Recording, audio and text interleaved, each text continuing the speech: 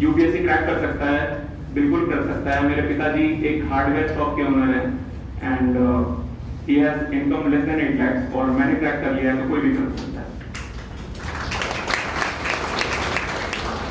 मैं ये पूछना चाहता हूँ कि मैं अपनी स्ट्रैटेजी बताऊं या आपके डाउट सॉल्व करूं? स्ट्रैटेजी बताऊं कि मैंने कैसे पढ़ाई की।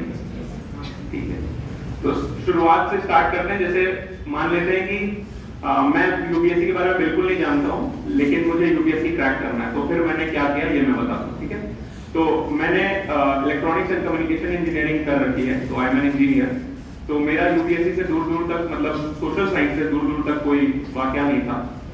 उसके बाद मैं यूपीएससी की तैयारी करने आया और मैंने देखा कि काफी रिसोर्सेज हैं, तो कुछ मुझे ये रियलाइज हुआ कि मिनिमम रिसोर्सेज और मैक्सिमम रिवीजन से ही, मैंने टॉपर्स के काफी सारे वीडियोस देखे यूट्यूब पे और मुझे ये रियलाइज हुआ कि मिनिमम रिसोर्सेज और मैक्सिमम रिवीजन से ही यूपीएससी क्रैक की जा सकती है। तो सबसे पहले मैंने 6 से 12 तक की एनसीईआरटी अपनी कंप्लीट की। 6 से 12 तक की एनसीईआरटी इसलिए कंप्लीट की क्योंकि उससे आपको एक बेसिक नॉलेज मिलेगा, बेसिक नॉलेज जो कि आपका आधार बनाएगा, जिसके बाद आप स्टैंडर्ड बुक्स पढ़ सकते हैं। स्टैंडर्ड बुक्स तो आप सबको मालूम ही है, पॉलिटी के लिए लक्ष्मीकांत, मॉडर्न हिस्ट्री के लिए स्पेक्ट्रम, जो भी आपके स्टैंडर्ड बुक्स हैं। बट मेरा रिकमेंडेशन यही होगा कि आप अपने स्टैंडर्ड बुक्स को एक से ज्यादा मत रखिए, क्योंकि की वही है मिनिमम रिसोर्सेज मैक्सिमम रिवीजन। अगर आप 10 बुक को एक बार पढ़ेंगे, उससे 10 गुना ज्यादा बेनिफिशियल है कि एक बुक को 10 बार पढ़ें। एक बुक को पढ़ रहे हैं तो ऐसा नहीं लगना चाहिए, स्टैंडर्ड रिसोर्स होना चाहिए। बस आपका रिसोर्स ऐसा होना चाहिए जो ऑथेंटिक हो, मैक्सिमम टॉपर्स रिकमेंड करते हो। जैसे कि मैं एग्जांपल देता हूं कि अभी पॉलिटी में लक्ष्मीकांत पढ़ने से सब कुछ हो जाता है, तो डीडी बसु क्यों पढ़े? ठीक है, उसी तरह अगर एनसीईआरटी में आप तमिलनाडु हिस्ट्री पढ़ रहे हैं या फिर विपिन चंद्रा पढ़ रहे हैं, तो कोई एक ही पढ़े। अगर तमिलनाडु हिस्ट्री पढ़ रहे हैं तो तमिलनाडु हिस्ट्री पढ़े, और अगर विपिन चंद्रा पढ़ रहे हैं तो विपिन चंद्रा ही पढ़े। तो मिनिमम रिसोर्सेज मैक्सिमम रिवीजन। तो सबसे पहले एनसीईआरटी का अपना बेसिक नॉलेज कंप्लीट करना है, उसके बाद स्टैंडर्ड रिसोर्सेज की तरफ जाना है। तीसरा जो कि मैंने शुरू में इग्नोर किया, जिसके कारण मुझे अटेम्प्ट्स लग गए, वो था प्रीवियस ईयर क्वेश्चंस को इग्नोर करना।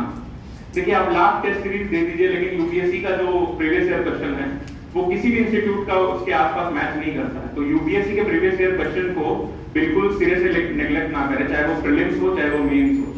सारा प्रीवियस ईयर क्वेश्चन बिल्कुल बनाना है, और ऐसे बनाना है कि एग्जाम हॉल में बैठने हो। जैसे अगर आप प्रीलिम्स का टेस्ट सीरीज लगा रहे हैं, मतलब यूपीएससी का टेस्ट सीरीज लगा रहे हैं प्रीलिम्स के लिए, तो 2 घंटा प्रॉपर बैठ के एक जगह पर देना। ऐसा नहीं कि 1 घंटा दे दिया, बीच में वॉक करने चले गए और फिर 1 घंटा नहीं, प्रॉपर बैठकर। उसी तरह मेंस के लिए भी 3 घंटा बैठकर प्रॉपर देना है। सारा पूरा मेंस का आपका 3 घंटे का जो भी सेशन होता है वो प्रॉपर बैठ के देना है।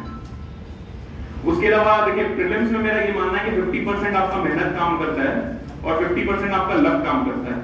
लेकिन मेरा ये मानना है कि अगर आप बार बार मेहनत करते रहोगे ना, तो लक भी किसी ना किसी दिन आपका साथ देगी और आप मेंस में थ्रू होगे। मेरा ये बिल्कुल नहीं मानना है कि प्रीलिम्स में अगर आपने मेहनत की है तो आपका होगा ही। आप बहुत लोगों से मिलोगे जो 6 अटेम्प्ट दे दिए हैं, उनका प्रीलिम्स में ही नहीं हुआ, जबकि उन्होंने मेहनत काफी की।